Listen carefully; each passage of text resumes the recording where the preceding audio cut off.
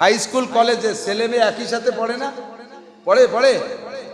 বাঘ তো খুব কমই আছে, গার্লস কলেজ গার্লস স্কুল দুই একটা ফাঁকে ফাঁকে, বেশিরভাগই তো সহশিক্ষার ব্যবস্থা। তো হাই স্কুলও বাদ দিলাম, কলেজে কি নাবালেগ মেয়েরা না সাবালিগ মেয়েরা?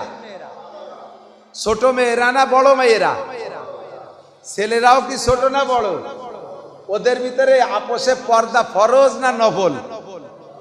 বোঝেন নাই? পর্দা পর্দা পর্দা ফরজ না নফল? ওরা এক অপরে দেখলে নেকি হবে না গুনাহ হবে? কি হবে? হবে হবে, গুনাহ হবে। তাহলে যত কলেজ আছে সমস্ত কলেজ করনেওয়ালা যারা, যতদিন কলেজ যেদিন থেকে করছেন, দুনিয়ায় যতদিন কলেজ থাকবে, সহশিক্ষা থাকবে, নারী পুরুষের অবাধ দেখা দেখি হবে, তাতে যে জেনার গুনাহ আর কবিরা গুনাহ এইটা প্রথম জন পাবে কি পাবে না? বানানিওয়ালা পাবে কি পাবে না? এর নাম হলো গুনাহ জারিয়া, এটা সদকায়ে জারিয়া না, এটা গুনাহ জারিয়া। যতই আপনি অনেক কিছু ভাবেন, আমরা ও জায়গায় হাত দিলে কথা বললে সরকার আমাকে বিপক্ষে খেপে যাবে, তুমি জেনারেল প্রতিষ্ঠানের বিপক্ষে কথা বলছো। আমি তা বলি নাই। মেয়েদের জন্য আলাদা প্রতিষ্ঠান করেন, তারা সেখানে পড়বে পড়াবে শুধু মেয়েরা। ছেলেদের আলাদা প্রতিষ্ঠান, তারাও জেনারেল উচ্চ শিক্ষায় শিক্ষিত হবে।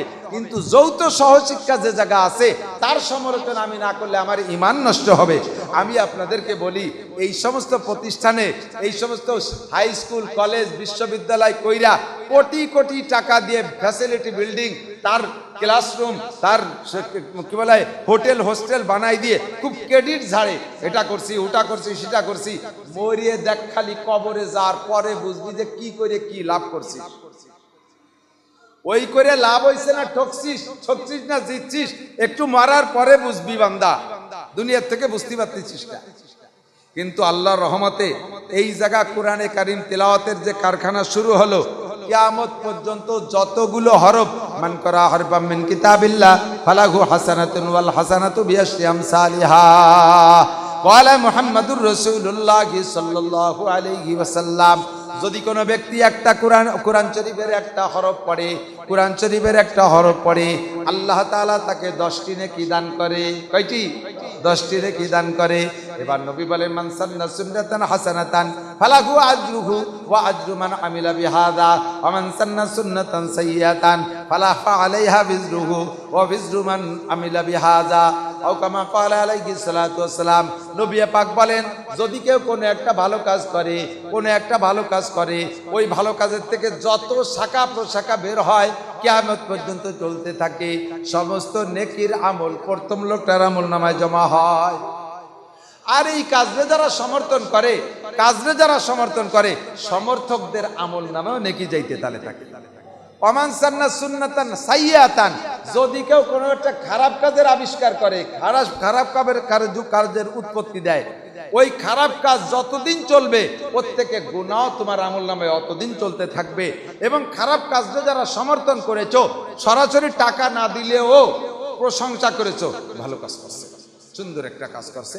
আমাদের এলাকায় সেদিনকে দেখলাম, আমাকে কাজী হায়াতের বক্তব্য একটা ফেসবুকে দেখলাম, উনি বলতেছেন যে সিনেমা হল একটা জাতীয় সম্পদ, এটা বন্ধ করাটা চরম ক্ষতি হয়েছে। সুবহানাল্লাহ।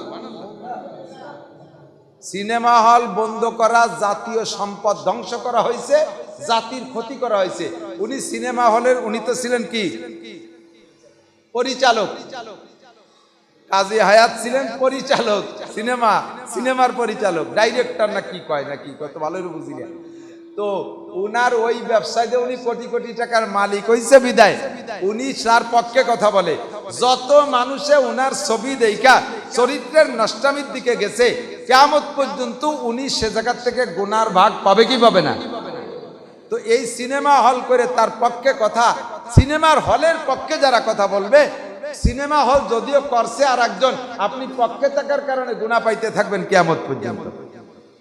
আপনি মাদ্রাসা করেন নাই, এই মাদ্রাসা করছে অন্য কেউ, আমরা এর সমর্থনে থাকতে রাজি আছি না ইনশাআল্লাহ?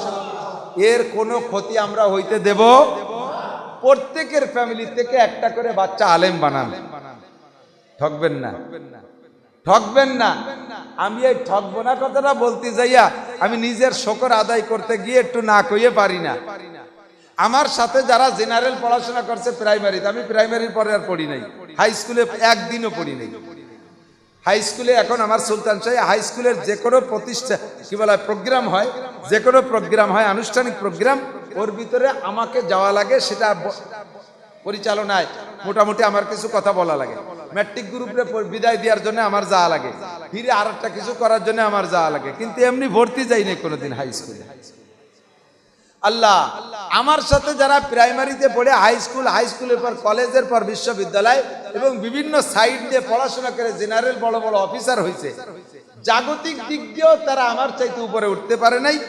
আর উখরবি দিক দিয়ে আমার একিন, আমি নিজে কোনো ভালো আমল করতে না পারলেও এই মুফতি মিরাজরে স্কুলিতে আমি আনছি, এই সাফায়েতরে স্কুলিতে আমি আনছি, ওরা আমার পাশে বসা শুনে দেখেন।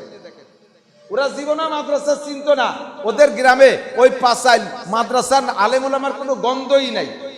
আল্লাহ পাক আমাকে ওখানে নিয়ে রসিলায় এখন প্রায় ডর্জন খানিক আলেম ও গ্রামে পয়দা হয়েছে। আমার 2-3টে মাদ্রাসা প্রতিনিয়ত শত শত প্রত্যেক বছর কয়েক ডর্জন করে আলেম বেরোয় যাচ্ছে। আজ প্রায় 33-34 বছর হলো মাদ্রাসার আমি শিক্ষকতা করি, শত শত আলেম আমার পয়দা হয়েছে। এই যে যা কামাই করতেছি এবং মাঠে ময়দানে বয়ান করি, হাজার হাজার মানুষ আমার বয়ানের দ্বারা পরিবার, আমি নিজে কোনো আমল ভালো করতে না পারলেও কমপক্ষে আমার কথা যারা ভালো হচ্ছে ওর একটা বেনিফিট আমি পাবো কি পাবো না? নবী পাকের বক্তব্য হিসেবে আমি একটা বেনিফিট পাবো। কাজেই পরকালের দিক দিয়ে আমি পিছে নাই, দুনিয়ার দিক দিয়ে আমি পিছে নাই। আমার সমসাথী জেনারেল যারা পড়ছে তাদের কেউরে আপনারা চেনেন না, আর আমারে চেনে না বাংলাদেশের মুসলমান এমন কোনো গ্রাম নাই যে সেই গ্রামে 2-1জন চেনে নাই, কোনো মানুষ নাই। তাহলে আমার আনন্দ আর কোথায় রাখবো? আমার পাওয়ার আর কি আছে? কাজে আমি ঠগি নাই, আপনার ছেলেও ঠকবে না, আপনার ছেলেও ঠকবে না। মেধাবী ছেলেটারে মাদ্রাসায় দেন, যেটা সবচেয়ে ভালো ব্রেনি, মাত্র 2 বছরে হাফেজ হয়ে যাবে, 10 বছরে মৌলানা হবে, মুফতি মুহাদ্দিস হবে, আখিরাতের ইনকাম করবে, দুনিয়ায় তার অভাব থাকবে না। নবী পাক বলেন লা তুসাব্বান্না আলাইকুমুদ দুনিয়া সাব্বা আল ফাকরা তাকাবুন, অভাবরে ভয় পাচ্ছ, দুনিয়ার অভাব থাকবে না। আল্লাহ তাআলা দুনিয়াকে ঢেলে দেবে, এমন দেবে যে খেয়েও সারতে পারবে না। আমাদের ছোটবেলায় পান্তা ভাত আর পানি আর কাঁচামরিচ পাই নাই, আর এখন গরুরেও পান্তা ভাত দিলি খায় না। কতক্ষণ গরুও বসা পান্তা ভাত খাতে চায় না, নর্মাল চাউল ফকিরিও খায় না। এই যে ফইরি বিক্রি আইনে দোকানে বেশি ফেলাচ্ছে, আমি কই চাচা চাল বেচলে বেশি চাল খাওয়া যায় না। তুমি কি খাও? আমি মিনিকেট ছাড়া খাতে পারি না। ফকির বিক্রি হচ্ছে 12 ভেজাল চালছে, মিনিকেট ছাড়া খাতে পারে না। তাহলে দুনিয়ায় কি অভাব আছে? কথা বলেন। পেঁয়াজের কেজি 80 টাকা, না খাইয়ে কেউ বসে আছি। চিনি 150 টাকা, যার দরকার আছে সে না খাইয়ে বসে আছে। বাজারে চিনি পাওয়া যাচ্ছে কি যাচ্ছে না? ডাউল 200 টাকা, তারপরে তো আমরা কিনে খাচ্ছি। আলু 40 টাকা, না খেয়ে কিনা রয়েছি। অভাব নাই, কোনো তার অভাব নাই। কাজে আপনার আমার ছেলেরাও মাদ্রাসায় পড়ে না খাইয়ে মরবে না। সার্টিফিকেটের দরকার নাই, সার্টিফিকেট দিয়ে বাড়ি খালি ব্যাট ব্যথাও সারে না। সরকারের বস্তা বস্তা সার্টিফিকেট দিয়ে চাকরি হচ্ছে না, 20 লাখ 30 লাখ টাকা দিয়ে ঘুষ দিয়ে চাকরি নেওয়া লাগতেছে। হারাম উপায়ে চাকরি অর্জন করছেন, ওর থেকে ইনকাম করবেন, জীবন ভরে হারাম হইতে থাকবে। ইনশাআল্লাহ হালাল রুজি উপার্জনের একটা সুব্যবস্থা আল্লাহ পাক রব্বুল আলামিন রেখেছে। এখানে আল্লাহর কোরআনের হাফেজ হবে, আপনার জানাজার ইমাম হবে, আপনার সন্তানের বংশধর আলেম হতে থাকবে, দুনিয়ার হায়াত বাড়বে, কিয়ামত পিছিয়ে চলে যাবে আমাদের এই মাদ্রাসার ওসিলায়। আল্লাহ তাআলা মাদ্রাসারে কবুল করে, সবাই বলেন আমিন।